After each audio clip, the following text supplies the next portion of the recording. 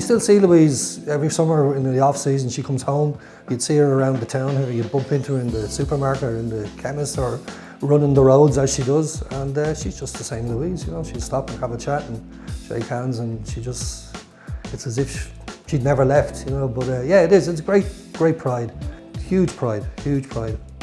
Everybody in the locality, not just us.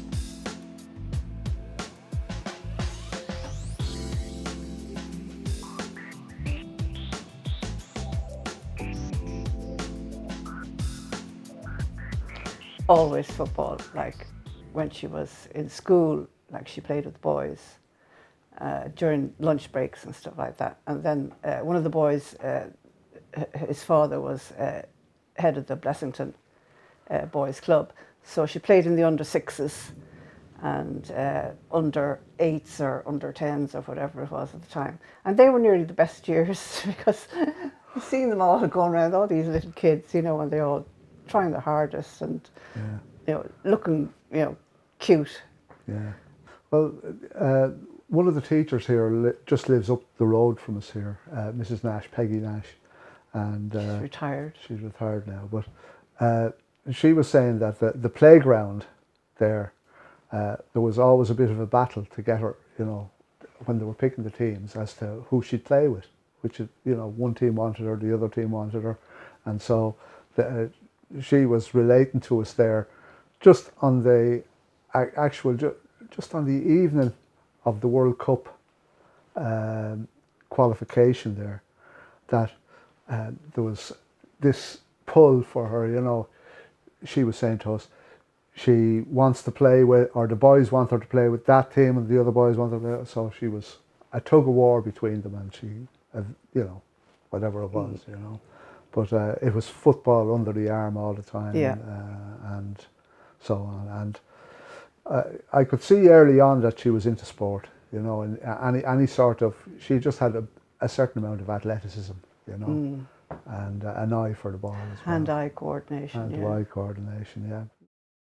Louise was always totally devoted to football. You could see it from a young age. She played outside on the green here with my son Derek and a few more friends, and when we started an under-9 team in 1998, she was one of the first to come looking to join. So we ended up with about probably 13 or 14 kids, which was great.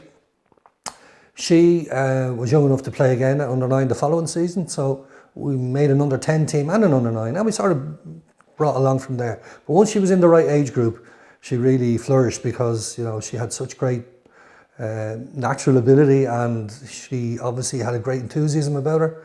And of course she was deceptive, you know. The boys teams would come along, oh, we have a girl playing today, you know, they have a little laugh on the sideline, but it didn't last too long. She wasn't a defender then, she played in midfield actually. Obviously we were only playing 7-a-side or 9-a-side as she got a little bit older.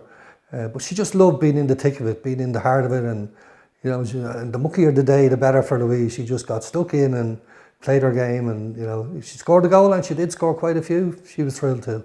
Back then, Peamount were just in their formative years too. They were starting to develop really good girls teams, so it was kind of a natural progression for her when she finished at under 13 with us to link up with Peamount.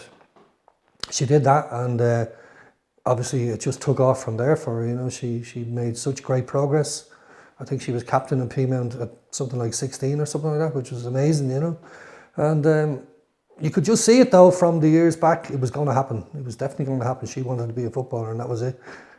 She was there for about, I think, 8 years, was she? She was there for a long time. She was captain for a long time. And then she went to Eskilstuna in Sweden. It's about an hour outside Stockholm.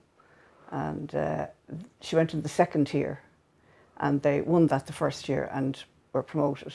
And then I think they were about 7th in that first year. But the year after that, 2015, they came second in the league, and they missed winning the league by just the 1 point.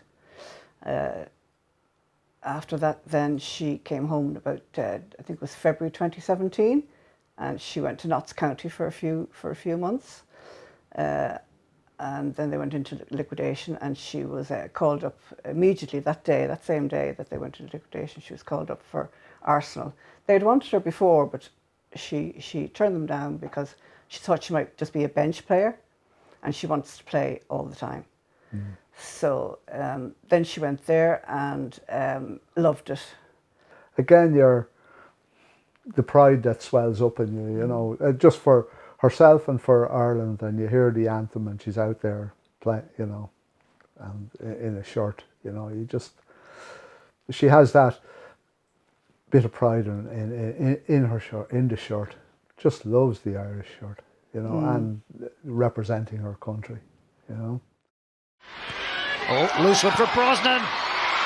It's everybody over, and to the rescue is Louise Quinn. Well, I'm just pointing at Jacinta. She says, I'm not watching this. Which is, it's just her natural approach to the games, you know, like even in Tala now. Even in Tala, I'm a bag of nerves. She walks off, you know. I have to walks away, I mean. Walk away and walk around up the and place. down, and because I start to if they're kind of nearly going to, my hands start to shake with the nerves. Yeah, yeah. Brosnan takes it. That's it. Esther Starbley blows the whistle, and Ireland are going to the World Cup. What a night in Glasgow. There was tears shed here, you know, when we couldn't just believe it, that it actually happened. Everything just seemed to fall into place right along in terms of other teams doing us favours, if you were to call it that, and then doing the thing ourselves then as well, you know. I thought that. Couldn't actually believe it, like when you think, like in 2008, sitting on the bench in Iceland, and that was 14 years, and it's 14 years, you know, since that, to finally get there. Yeah, it really is. You've got to admire that steadfastness, resilience. And tenacity, to do it, yeah. Stick with it. Yeah. So yeah, you know, she's had such a fantastic career and played in so many different countries with top teams, you know, top names, top teams, and her international career, of course, has just been second to none. It's incredible, really incredible. The things that she lets herself miss out on, which would be, her life is disciplined with her her food, social her life, leisure, her food, all of that, and in a way, she always believed that she could do it, but it was hard for those on the outside to say that that was going to happen. You know? Yeah.